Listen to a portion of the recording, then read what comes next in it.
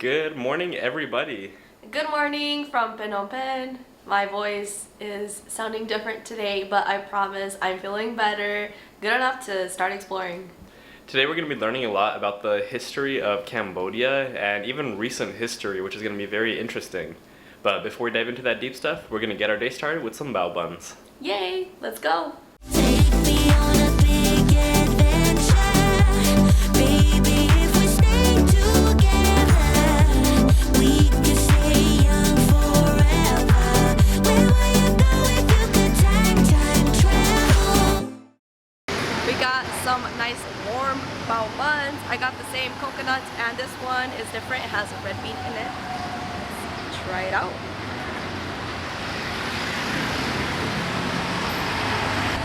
That's really good. They're not too sweet. They're just the right amount of sweet. And coconut, I already had this. I know I like it. We are waiting on our Grab to take us to the S21 Prison in Cambodia. And I'm surprised that this isn't talked about more in Western education, just because this was a massive genocide and it happened in our parents' lifetimes and in our grandparents' lifetimes. And it's very recent history that's clearly still scarring this country and in the recent memory of everyone in this country. So we're gonna go learn more about the Khemer Rouge killings here in Cambodia. And we're gonna start at the S21 prison.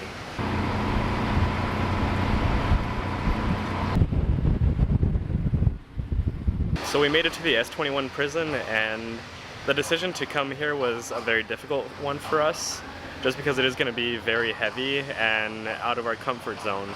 But as visitors to this country, I think that it's important that we understand the history of this country and the history of this city in particular, because this is something that clearly still affects people living here today and affects the country.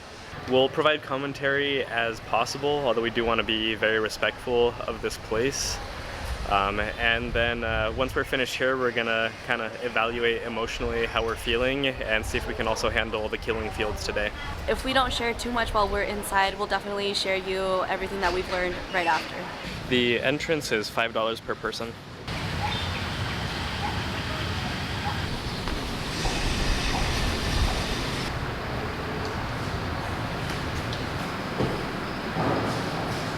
So we just started all the way at the back, a building called Building D, and this part of the museum is called Undeniable Evidence. And this is going to be a very heavy day, because already just the first exhibit was very, very heavy. They also don't allow photographs through most of it, so we can't show a lot of it, but I wouldn't want to anyways. They exhibited a lot of the photos of people that came through here, all their prisoner intake photos. The one that hit me the hardest was of the little kid, but one of the people with the audiobook told us that fortunately he was one of the few survivors. Yeah, this one was heavy. There's also displays of different torture devices and drawings of how they were used, and you can also see a lot of the other torture instruments that they used, and one room is completely full of skulls, and a lot of them are heavily damaged. Yeah. So Yeah. we need a minute to regroup out here.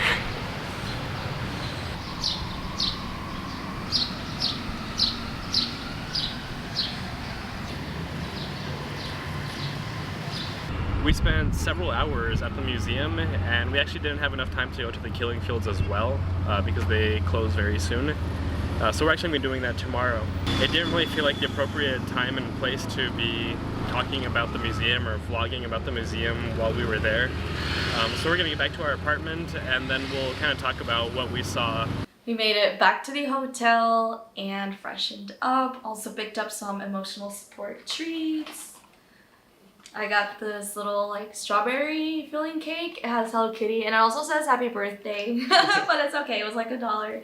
And I got some macaroons because I saw some macaroons back in Bangkok and I regret not buying them, so bought some macaroons today finally. All for like $2.75. Sounds good to me. On a more serious note, we did want to talk about what we saw at the S21 prison. We just didn't feel like it was appropriate to be walking around holding a camera and vlogging while we were there. But we do think it's important to share what we saw. The prison is really a small piece of a much larger event that happened to Cambodia. There's a lot of videos on YouTube that explain this better, so we're just going to give you kind of the Spark Notes version so you can kind of understand where this prison fits into the story. When Pol Pot became dictator over Cambodia, he forced everybody out of Phnom Penh and out into the fields to work as a collective for the nation, to farm food and to do all the manufacturing and everything that the country needed. But as part of that, he wanted to weed out anybody that might be a threat to his new government, which included everyone from the previous government. And that also included all the police, that included doctors, lawyers, anybody with a higher education. They were all considered enemies of the state. So the Khemer Rouge would round up these people and send them to the S21 prison to torture and interrogate them about their involvement with the CIA or the KGB. But at this point, most of them had never even heard about the CIA or KGB. But they were tortured so severely that they would make up confessions just so the torture would stop. And once they confessed, instead of being tortured, they would be taken to the killing fields and be killed. There is a survivor there that you can talk to. He's one of 7 adult survivors out of the 20,000 people that went through there. So we both got to shake his hand. We've shaken hands with history, which is something cool we'll get to tell our grandkids too. We started our tour over in the D building, as we spoke about earlier. And before going, we spent several hours this morning watching YouTube videos and mini documentaries and interviews with survivors to learn more about S21, how it all worked, and the history. And when we walked in, the first thing we saw was just pictures of so many victims when they first arrived. Both of us got really overwhelmed the second that we walked in. Because sure, you hear about, oh yeah, 20,000 people went through here and tortured, killed. But then you walk into the museum, into the place where it happened, and you see the faces. And that, it got really overwhelming for us for a little while there. Yeah. That first building we went to, they have like different sections. So you go first and you see the pictures of the victims, and then the second one you get to see like paintings of like what happened and descriptions, and little by little it starts getting a little bit more gory. So I think at the last room I just saw, and I couldn't walk in there without feeling like I was going to cry. Yeah, they had a bunch of the devices that they used on people on display. That was very hard to look at. We just kind of rushed through it because it's very hard to look at. And the last room was a room full of skulls, which the room was already full, and that maybe wasn't even 100 or 200. So 20,000 people with a 99.99 mortality rate. You can imagine how many more skulls were produced there. So that was a very difficult start to the museum. Yeah. After going through the first building, we did need to take a breather for a little bit, just because it was very heavy. And I think one thing that helped us get through the rest of the museum was kind of stopping every once in a while to just kind of sit there and take it all in, but also detaching just a little bit, like realize that this is history, this did happen. We're fortunate that it didn't happen to us, and we're fortunate that it's not happening right now. After taking a minute to kind of regroup and process after the D building, we went over to the C building. This is where there were prison cells for all the people that were in the prison. The bottom floor is made up of brick and cement prison cells. All of them were very narrow and very small, so you didn't really have space to lay down in these. So this prison also used to be a school, and you can still see some of the like playground items that, you know, they used for not playground purposes. So all the prison cells were built in old classrooms, and in some of them they still have the chalkboards on the walls. The second floor also had cells, small cramped cells, and these were made out of wood instead of brick. And these just felt a lot more oppressive. It was much darker and much smaller in those cells, and there was just a lot less light and air movement. So when you're walking through there, you just really understand what happened, and I think that's what gives it like that dark, eerie vibe, because I mean that's what it was. The next building we went into was building B, and this had more photographs of all the victims, But there was one room that had photographs of all the guards and all the staff. And what's very striking about this is that they're all very young.